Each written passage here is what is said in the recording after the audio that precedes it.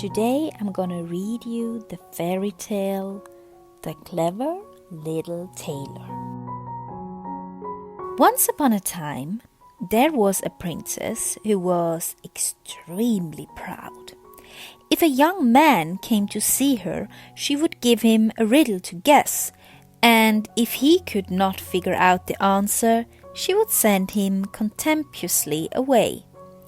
She told everyone that she would marry the man who was able to solve her riddle, no matter who he was.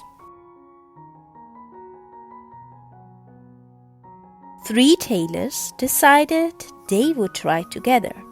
The 2 elders thought they had done so many dexterous, difficult sewing tasks successfully that they were bound to succeed at a riddle as well. The 3rd, youngest tailor was down at heel and was no good at his work, but thought he must have some luck with the riddle, for where else was success to come from? The 2 others said to him, "Just stay at home. You can't do much with a brain like yours." But the little tailor refused to be discouraged and said he would manage well enough. He went forth as if the whole world were his.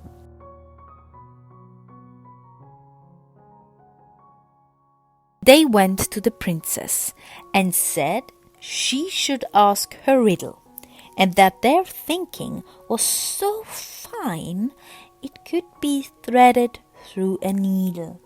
The princess said, "I have 2 kinds of hair on my head. What color is it?" The first tailor answered, "It must be black and white, like the cloth called pepper and salt." The princess said, "Wrong guess. Let the second man answer." The second tailor said, "If it's not black and white, then it is brown and red, like my father's company coat." "Wrong guess," said the princess. "Let the third man give an answer." Then the little tailor stepped boldly forth and said, "The princess has a silver and a golden hair on her head. Those are the 2 different colors." When the princess heard this answer, she turned pale and nearly fell down with terror, for the little tailor had guessed her riddle, and she had firmly believed that no man on earth could solve it. When her courage returned, she said, "You cannot marry me yet. There is something more you must do. Below, in the stable, is a bear. You must pass the night with it. When I get up in the morning, and if you are still alive, you shall marry me." She expected that this would get rid of the little tailor, for no one had ever survived falling into the clutches of the bear.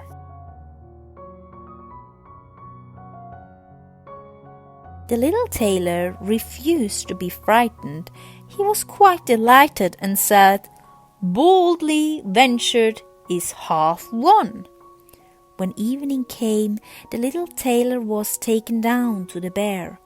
The bear growled and was about to hit the little fellow with his paws, but "Softly, softly," said the little tailor.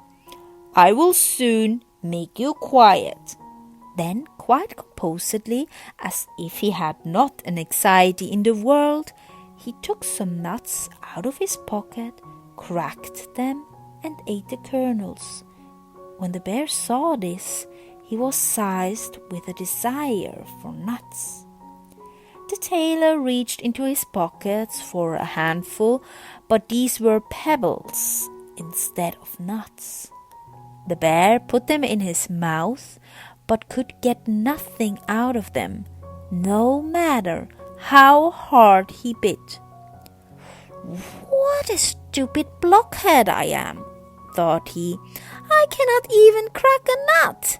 When he said to the tailor, "Here, crack me the nuts."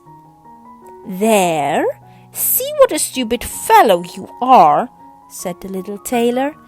"Fancy having such a great mouth and not being able to crack a small nut." Then he took the pebble, but nimbly put a nut in his mouth instead, and crack, it was broken in two. "I must try the thing again," said the bear. "When I watch you, I feel I ought to be able to do it also." So the tailor once more gave him a pebble, and the bear tried and tried to bite into it with all the strength of his body. But, of course, he could not accomplish it.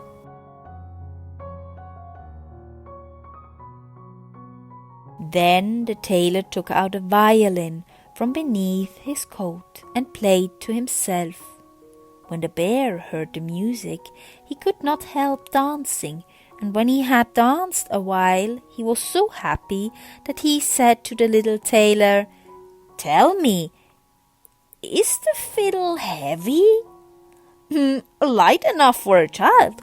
Look, with the left hand I lay my fingers on it, and with the right I stroke it with the bow, and then it sings merrily, tum-ta-tum-ta-tum." "Well," said the bear, "I would like to learn to play the violin, so I could dance whenever I wanted. Will you give me lessons?" "With all my heart," said the tailor, "if you have a talent for it, but just let me see your claws. They are terribly long. I must cut your nails a little." Then a vise was brought, and the bear put his claws in it, and the little tailor screwed it tight and said, "Now wait until I come with the scissors." Then he let the bear growl as much as he liked, lay down in the corner on a bundle of straw, and fell asleep.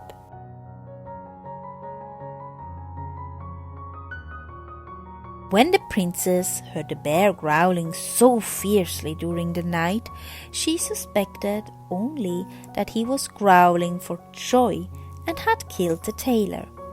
In the morning she rose carefree and happy, but when she peeped into the bear's stable, the tailor stood cheerfully before her, as healthy as a fish in water.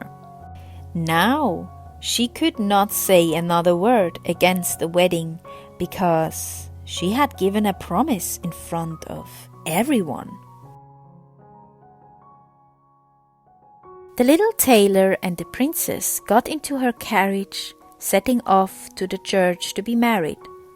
But then the two older tailors, who had false hearts and were jealous of the little tailor who had succeeded where they had failed, went into the stable and unscrewed the bear again. The bear ran after the carriage in great fury. The princess heard him snorting and growling.